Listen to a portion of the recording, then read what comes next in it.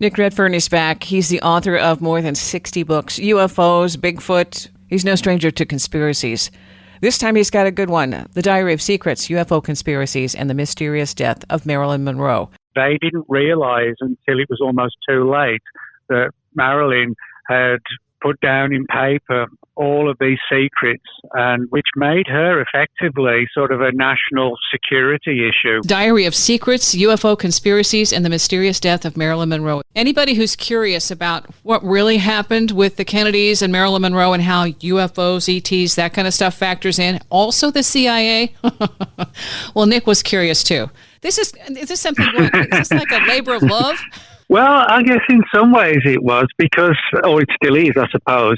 I guess primarily because, when you're talking about things like Bigfoot and you're talking about UFOs, it's in some respects, it's sort of very kind of detached, But when you're talking about, real people, names, families, tragedies, things like that, it becomes more than just, an investigation into a mystery. You're talking about lives and things like that. So, yeah, in some respects, it is kind of different to many of the other books I've written over the years. Marilyn Monroe supposedly committed suicide.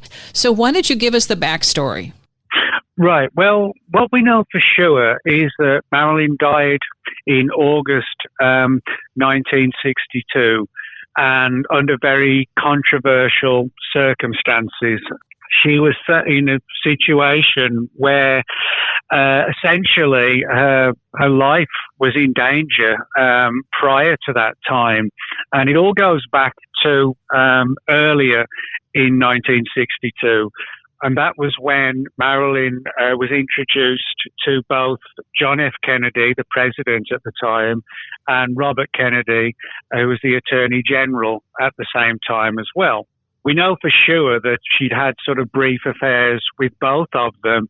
However, the things that made everything turn upside down for Marilyn was the fact that to sort of impress Marilyn into the bedroom, so to speak, both of them shared with them or gave her information on a number of U.S. government secrets, like, for example, plans to attack Cuba and to assassinate Fidel Castro and do deals with the mafia and the mob, things like that.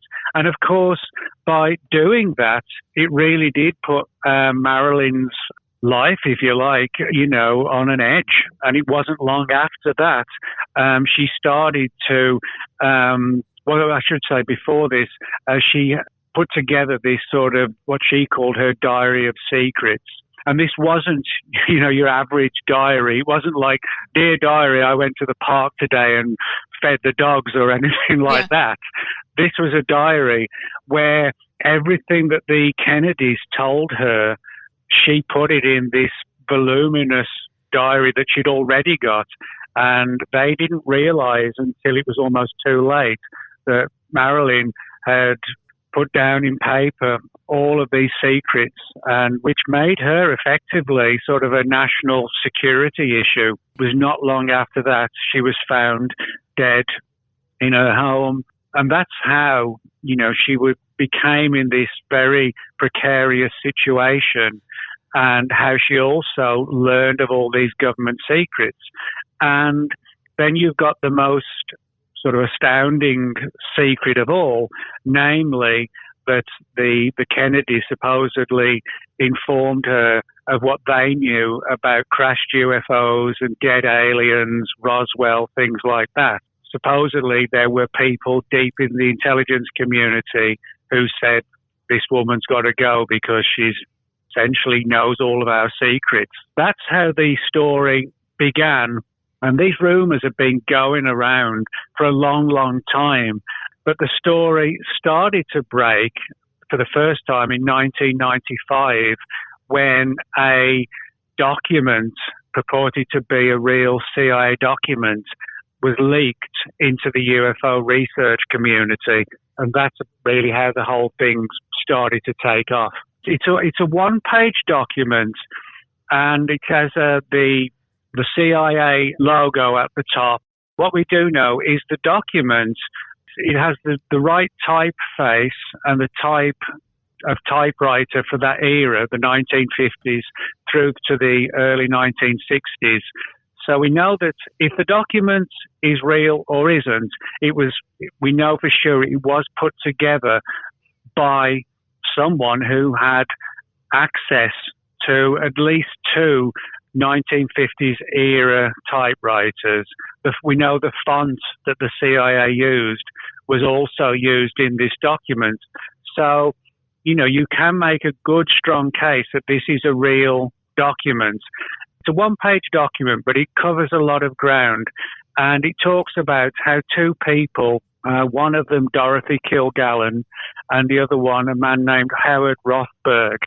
Now, they were both friends with each other's, and Marilyn knew Dorothy Kilgallen, who was a noted journalist in the 1960s, and she died under mysterious circumstances while she was investigating the JFK assassination in the 1960s. She was found dead in 1965. And the document talks about how the CIA, sort of tapped into both Rothberg and Kilgallen's telephones at home and were listening to all of the conversations between Dorothy Kilgallen and Howard Rothberg, and Kilgallen knew Marilyn. And the CIA, according to the document, became very, very concerned that not only had Marilyn been told this story by the Kennedy brothers about all this, but it was now getting to Dorothy Kilgallen, who then shared it with Howard Rothberg, who was sort of like a celebrity guy around town who did work at sort of renovation works on old homes and things like that. And he knew a lot of celebrities in New York as well.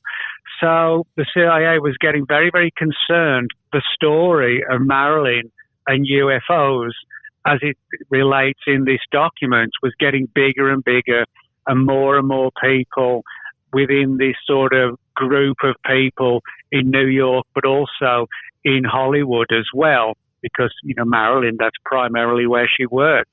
The document talks about how Kilgallen needs to be watched and kept very carefully, and we need to continue to listen in on her phone calls. So in other words, the document talks about how the CIA was listening to just about everything that all of these people were saying. Where did this document come from? It was handed over in 1995 to a man named Milo Spiriglio. Now, Milo Spiriglio was an author, like an investigative writer, but he was also somebody who worked as a private detective. And he wrote 3 books on Marilyn's death, all from the perspective of her death having been very mysterious and dubious. And the document was handed over to Spiriglio by a UFO researcher named Timothy Cooper. And Cooper said that he got this document from an elderly archivist in the CIA. In other words, a retired elderly man who back in the 50s and 60s worked in the CIA, and upon his retirement, he managed to essentially steal the document and take it out of the CIA. It was kind of like a parallel with the whole situation, where somebody, last kind of situation that, the person wanted to sort of put something out there as a means to tell this story now that he was retired. So we've got this elderly CIA guy who decides to hand over the documents to Timothy Cooper, UFO researcher. Cooper then hands it over to Spiriglio, who wrote several books on Marilyn. One of them was a bestseller, The Marilyn Monroe Conspiracy. The story from there started to grow and grow for a few years, but then for reasons that nobody's really sort of sure why, the story started to stall. So a few years ago, I thought, well, why don't I sort of go back and go back to the 1990s, so to speak, and bring things right up to the present day and see if I could find any more material, because so much of the story had gone into a sort of a state of limbo. KCMO Talk Radio, Wendy's Coffee House, Nick Redfern connecting the dots between Marilyn Monroe, the Kennedys, and aliens or UFOs. He was contacted by several elderly whistleblowers who essentially stole a bunch of material, supposedly from various government agencies, all to do with crashed UFOs, dead aliens, alien autopsies, things like this. Diary of Secrets, UFO Conspiracies, and the Mysterious Death of Marilyn Monroe. Nick Redfern. It then became sort of my diary as well. Marilyn had done sort of a diary type book, collecting all this material that the Kennedys gave her. But also, when I started to get into this, it became almost like a diary for me when I started to go around the country, tracking down various elderly people who'd worked in the intelligence community to try and get as much material as I could. And that's basically what I did. The story began in 1995 with this leaked document, kind of like an Edward Snowden type situation, when Snowden stole all those documents and handed them over to the media. It was kind of like that situation, but just with this one page document, but as I said, like a quite extensively detailed, contact and in the document itself, and that's what I did. Sort of, I gave it a kickstart again, if you like, the story, and to my surprise, good surprise, I was able to track down a number of, again, old timers who back then were sort of in their 30s working in the intelligence community, and now in their sort of, 90s now, or in the late 80s. And I started to get corroborative data, which made me to believe that these documents had probably been put into the public domain deliberately to get this story out there. Did you get any more information from Timothy Cooper? Timothy Cooper was someone who, he was almost in sort of a unique situation, because he was someone who did a lot of UFO research, but he was contacted in the start of the 1990s. He was contacted by several elderly whistleblowers who essentially stole a bunch of material, supposedly from various government agencies, all to do with crashed UFOs, dead aliens, alien autopsies, things like this. And over the years, Cooper would have these elderly, long retired characters bring him more and more documents. And they painted this picture of sort of almost like a spin-off of the real government. You've got another government that most people in government didn't know anything about, sort of what they call black projects, where most people in government, and sometimes even within the White House, they don't even know what's going on, and it's the concept of what's known as need to know. Yeah. And if you don't need to know, you aren't told, and that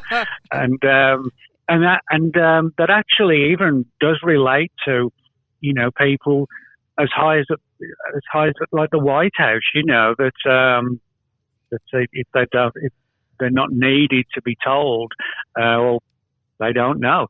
And of course, even with the president, sometimes they're only in for 4 years, so even they aren't given all the answers. But Cooper was sort of getting more and more documents from this sort of offshoot of the regular government, so to speak.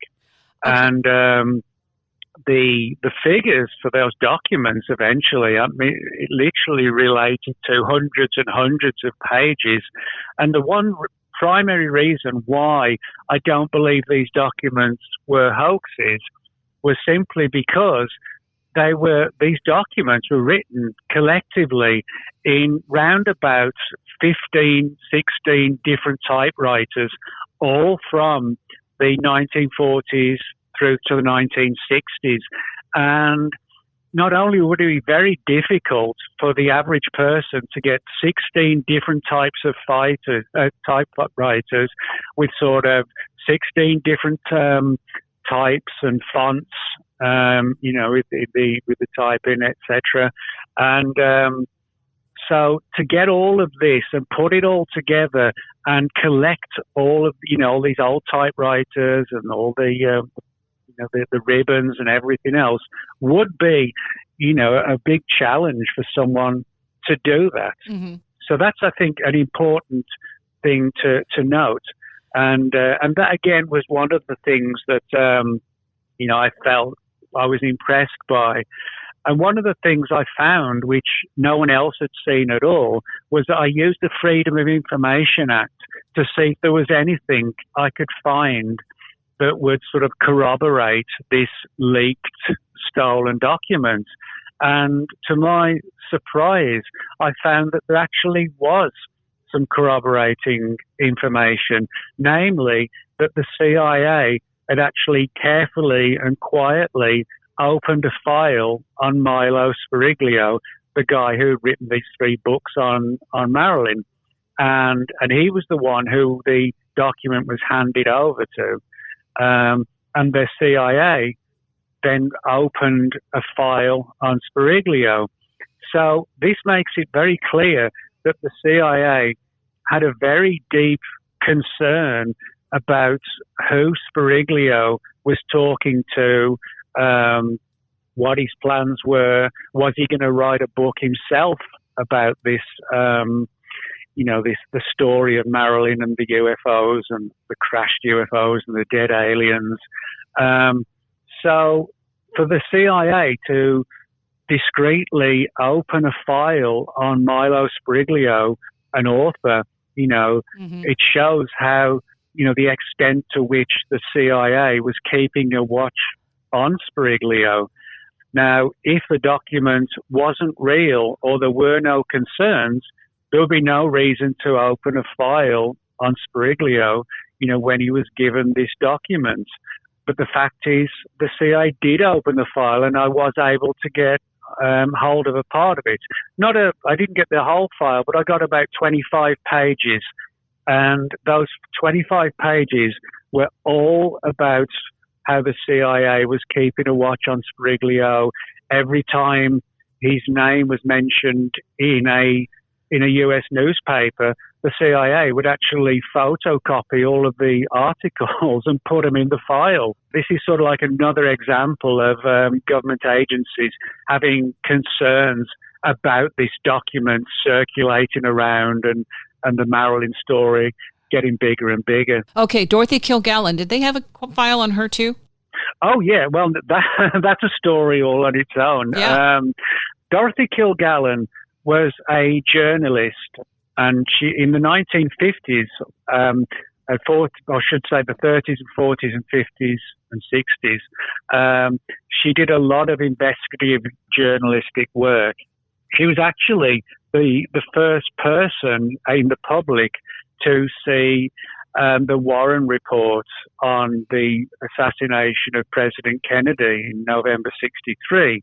Kilgallen, she was looking into the whole situation with JFK and was found dead in 1965 under very dubious circumstances in her home. Nick, those circumstances are extremely coincidental because they also mirror the circumstances that Marilyn was found under. To me, it's like a signature. The setup is really, really similar. Yes, you're right. You're right. But what's particularly intriguing is that in 1955, Dorothy Kilgallen went on vacation with her husband at the time, for a week in the UK. And she was able to contact a number of people in British intelligence who told her of a story of crashed UFOs, dead aliens, this kind of a similar, if not identical story to, what was coming out of the United States at the same time. But reportedly, Kilgallen discovered this sort of US-UK secret program where the US and the UK were working together to try and understand what these aliens were and what these little bodies were they'd found, things like that. There's more than one murder mystery here, but we're focusing on Marilyn Monroe. Back with Nick Redfern, Wendy's Coffee House, KCMO Talk Radio. So there's more than one murder mystery here, connecting the dots between the Kennedys, Marilyn Monroe, and UFOs. Nick Redfern. The CIA realizes that somebody has broken the story and shared it with Kilgallen, and then she dies. And then, of course, 63, JFK dies, 68, Robert Kennedy dies. Just about everybody who is mentioned in that document dies young. And that's reflected in the Marilyn documents, the UFO documents as well. So we've got Dorothy Kilgallen hearing the story of the crashed UFOs. She then shares it with her friend Howard Rothberg, and it gets to the CIA. The CIA realizes that somebody has broken the story and shared it with Kilgallen, and then she dies. And then, of course, 63, JFK dies, 68, Robert Kennedy dies. Just about everybody who is mentioned in that document dies young. And it's a really, but also to talk one other thing about Kilgallen, I got entire FBI surveillance file, which runs to just under 300 pages long. Wow. And again, that gives you some idea, of the sheer extent to which people like journalists and particularly investigative journalists like Dorothy Kilgallen, it shows you the sheer extent to which government agencies will open files on people if they feel, there may be, sort of like a national security angle to all of this. Kind of where there's smoke, there's fire. Yeah, exactly. There's both, actually. Well, Spiriglio, considering what happened to her, and then they opened a file on him, apparently he didn't get as close. Spiriglio died about 12 years ago, and now his circumstances were unfortunately just regular. Lung cancer. It was just through health issues. However, the important thing about Spiriglio is the fact that he wrote 3 very well-received books. They were not sort of like, tabloid-type books. They were very well researched, put together. And that's the reason why, he became part of this story. So, you've got all these different characters in the story. You've got Spiriglio writing all these books, and then, you've got Timothy Cooper being given these documents from this elderly guy who worked in the CIA and basically, sort of clandestinely got these documents out of the CIA and other agencies. And then it all sort of mixes in with the Kennedy assassination and Dorothy Kilgallen, who was, in between the two, the UFO angle and the assassination angle as well. From the people that you spoke to, who do you think had the best information? I mean, the diary doesn't exist anymore. That they got rid of that, right? Well, yeah. Well, one of the people I interviewed was a man named Dan Salter. And Dan Salter, he's now dead. I interviewed him a number of years ago. And he was not unlike, again, also like an Edward Snowden type guy, except when I interviewed him back then, he was like about 84, 85. He told me a fascinating story about, with Marilyn, obviously, spending most of her time in Hollywood, making movies, that she had a lot of friends, in the Hollywood movie environment. And Salter told me as to how back in the early 1960s, decades before this document ever surfaced, or decades before Timothy Cooper was, when he was still a little kid, that Salter had been told the story of Marilyn having been killed because of what she knew, not just about the UFO stuff, but as I said, things like plans to invade Cuba and kill Castro, work with the mafia, all this kind of stuff. And Salter, a very, sort of respected guy, told me a lot of material about how this story of Marilyn being killed, and that there was a connection, between UFOs, Marilyn, and the Kennedys, and the diary. And Salter went on the record with me saying that, yes, he'd heard this story round about 1963. And, of course, the documents and the story, as far as, up until that point, nobody had ever heard about this till 1995. However, but Salter said, he said, I can state with certainty that this story was circulating around Hollywood, because Marilyn didn't keep her mouth shut. She opened the story, and it brought her, brought her down, unfortunately. So, you quote him. So in for the me, book. the idea that it's just a hoax, a sophisticated hoax, doesn't really hold the water. And then I like his license plate. Oh yeah, that's right. Yeah, that was a strange part of the story. He had this sort of weird, strange license plate, Salter. It was basically sort of the kind of plate that, like a government plate, and he said that it was, after he retired, it was given to him, and he wondered, he wasn't sure himself why he got it, but he wondered if it may have been sort of, somebody was trying to make a statement or helping, us along with the story, that kind of thing. Tracking him. Yeah. You wouldn't miss this license plate. HQ, Interplanetary Phenomenon, Scientific and Technical Counterintelligence, Washington, D.C., or Washington 25, D.C. It's like, okay, that's kind of a mouthful. Yeah, you're right. But I mean, it's like a lot with these, these elderly whistleblowers. They'll tell you what they want to know, and they'll tell you what they don't want to tell you in case it gets them into sort of significant problems. So, you always have to be careful with what they say and what their goal is. What's the purpose? Why are they coming forward? That kind of thing. For me, the most important thing as I said, that he told me was that when Marilyn, she died August 62, and he said that he heard the story maybe about 6 or 7 months after that, and he said that's when, within the world of celebrities, which at that time, was mixed with politics and things like this, the story soon blended together, and people were starting, within Marilyn's inner circle, so to speak, the story was starting to get out.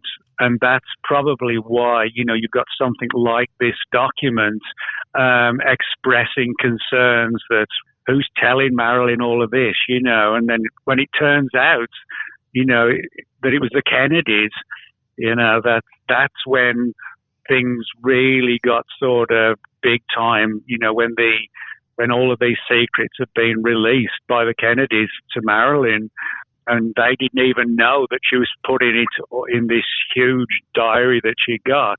That's when somebody, we don't know who, basically said something along the lines of, she's got to go, otherwise this is just all going to come tumbling out.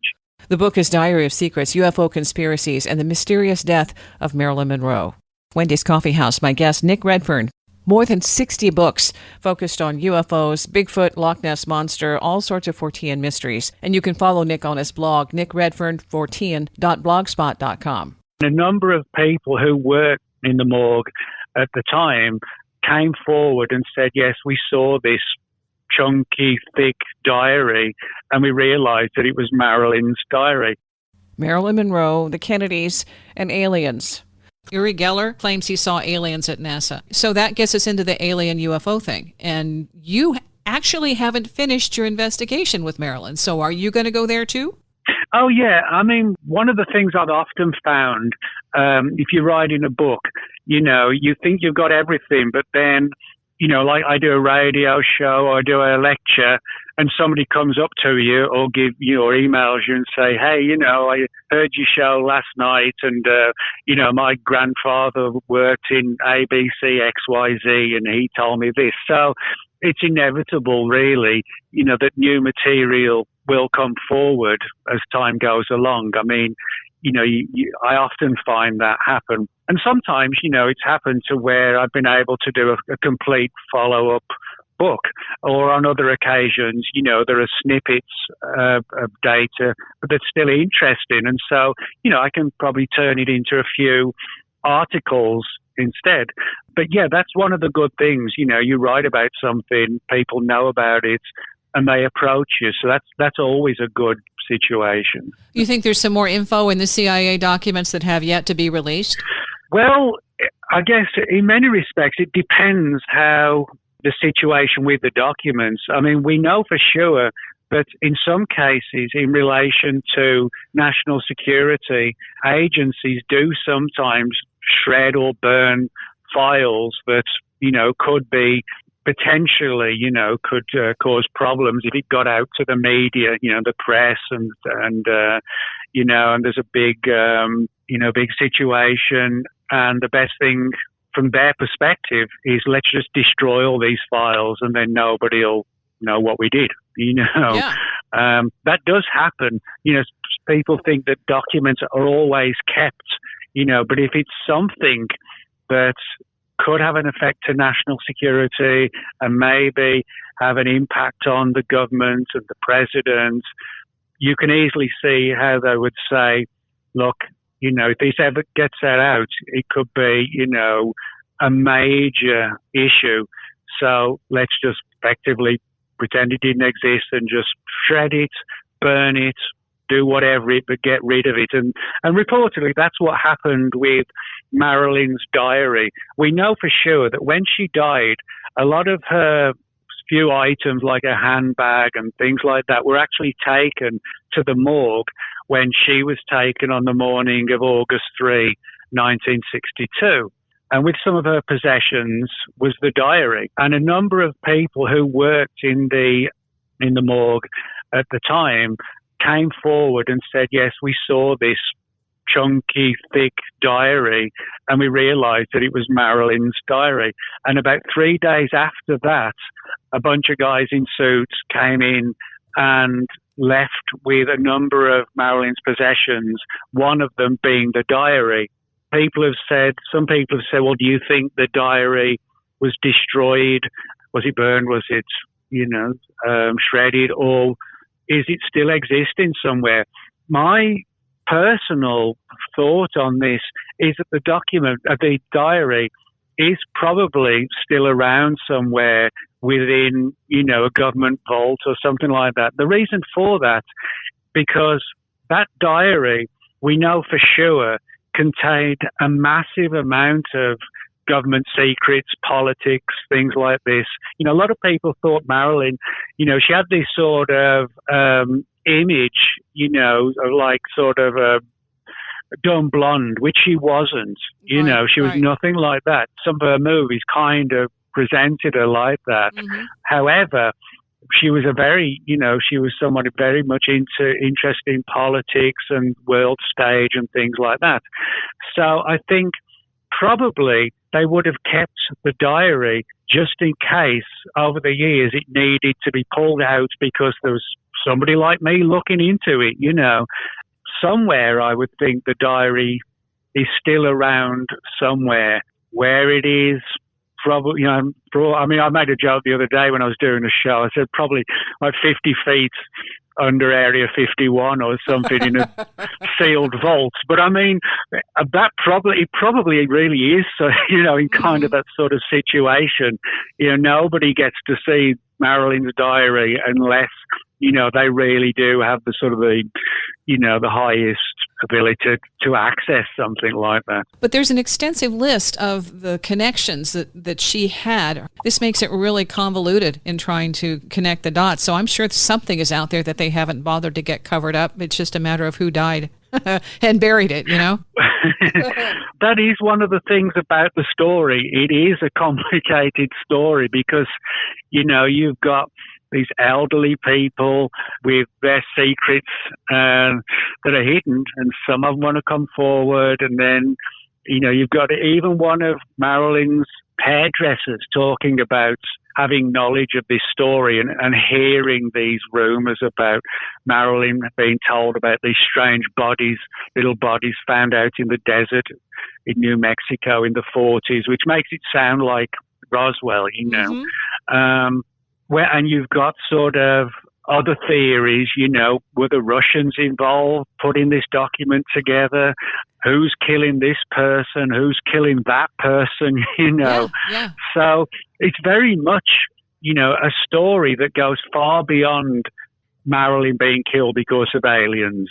That's the simplistic scenario or the story, if you like. It gets into so many different aspects of like espionage. Yes. And some agencies knowing what this agency's doing and this other agency won't tell the other agency. And before you know it, 10 people have died under mysterious circumstances. She got a passport to go to Russia, and so with all this information at her disposal and then taking a tour of Russia, connecting with whoever might be tapping her room and all that, I'm sure they were absolutely hysterical over the potential of her letting loose some big secrets. Yeah, and you put all that together and, you've got a really sort of convoluted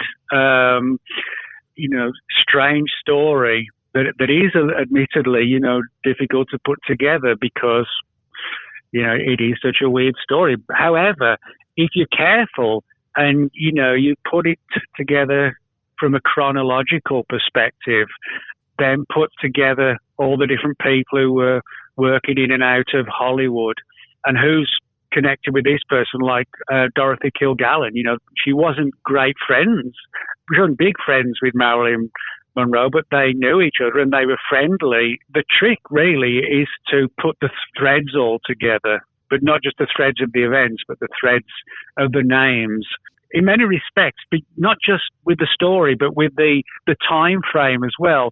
The story is kind of like one of those black and white movies, from the 1950s with, the private detective going after to solve the mystery, that kind of thing. It kind of impacts upon that sort of era, as it would, because we're talking about the 60s. But even the story kind of, plays in on that angle as well. You have 60 plus books. Men in Black, Women in Black, UFOs, aliens, and then you talk about other resources here on your blog, and that's Nick Redfern 14 Blogspot. What are you working on right now? Well, I've got a new book coming out September the 1st, and it's called The Time Travel Book, and that's what it's about. It's like an A to Z type book on everything to do with time travel. The physics and the science behind time travel, and then there's a section on time travel in the world of entertainment, like Back to the Future and things like that.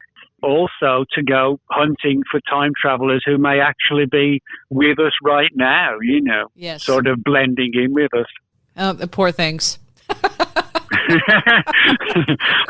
Hey, thank you. The book is fascinating, and again, the cast of characters incredible, and the dots do connect, and it leaves you thinking and knowing there is more to the story. Nick Redfern, and again, you can check him out at Blogspot, and the book Secrets, the UFO Conspiracies and the Mysteries, the Mysterious Death of Marilyn Monroe, and aliens are in there. They are. So is Roswell. Wendy's Coffee House, KCMO Talk Radio.